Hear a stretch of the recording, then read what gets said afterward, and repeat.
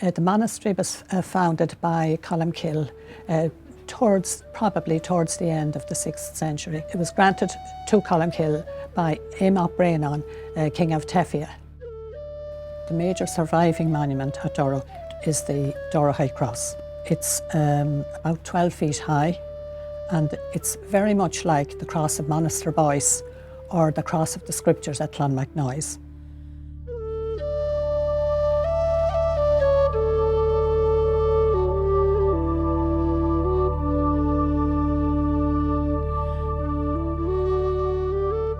And in the year 1990, we started a campaign to have a right of public access to Durrow and to see the cleaning up and restoration generally of the historical site.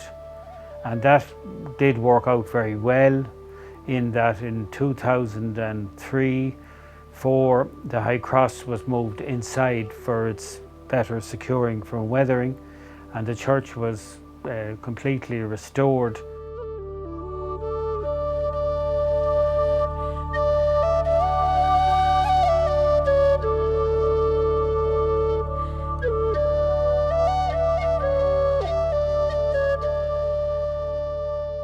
Probably the greatest treasure from the monastery of Durrow is the world-famous Book of Durrow.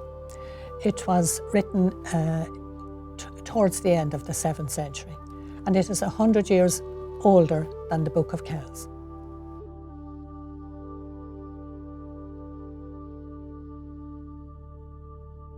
The Pattern of Durrow takes place on the 9th of June of each year, which is the commemoration date of the death of St. Colmcille. This pattern has been going on in Durrow for hundreds of years. And at this stage I would like to compliment the various pattern committees who over the centuries have kept this tradition going. And that includes the Curtain Committee, who even in this current year put on a version of a pattern. Over the years they faced adversity as well, because back through the centuries such things as loads of clay and stones on the avenue to stop them travelling down, gates being locked. But somehow or other on Pattern Day, St. Colmcille always seemed to clear the way. The community of Durrow rallied round again for the gathering in 2013, in which once again St. Colmcille was celebrated. Because I think St. Colmcille drew the families home for that, and we had hundreds of people celebrating that event. And even this year, to pay tribute to the community once again and the Pattern Committee, we did have a celebration on Pattern Day this year on the 9th of June, despite the COVID.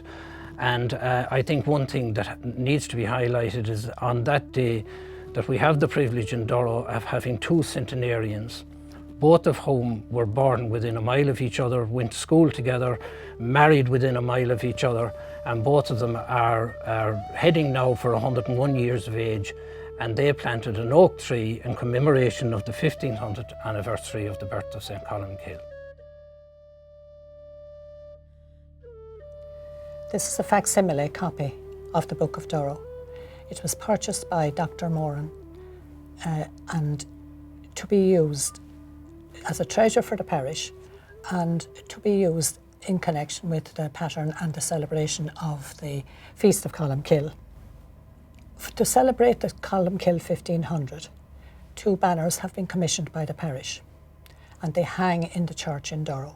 One of the pages from the Book of Durrow is featured in that, and that's our living link, our living connection with Colmcille and his books.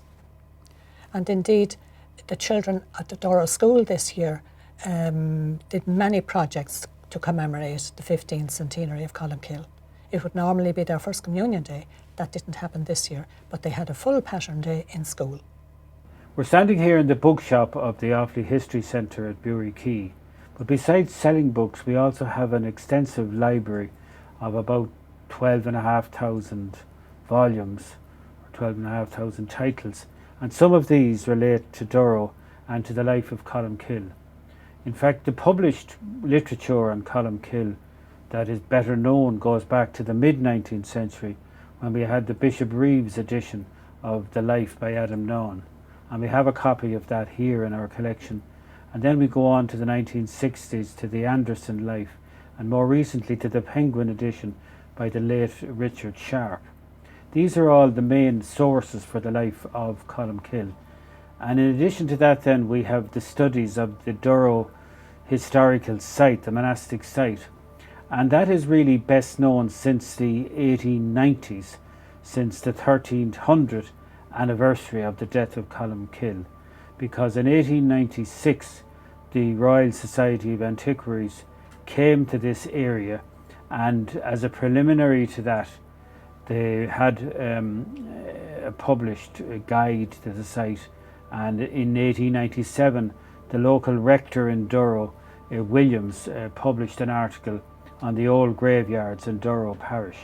And in many ways that is still a very useful article for the history of Durrow, and we reprinted that in a publication on Durrow issued by the Society in the 1990s. Now our ambition would be that at some stage very soon we would see a collection of essays by specialists on the life of Colmcille and his associations with Durrow.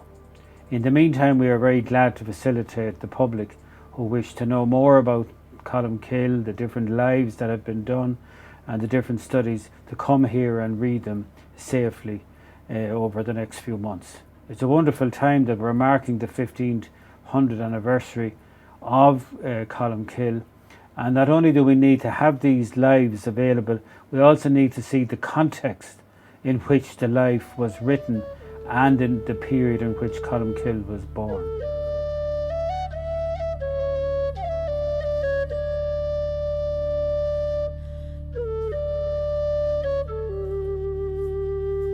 We also have some hangings in the church. They're reproduced pages, and they're most unusual. They're not in pen and ink, they're on needle and thread.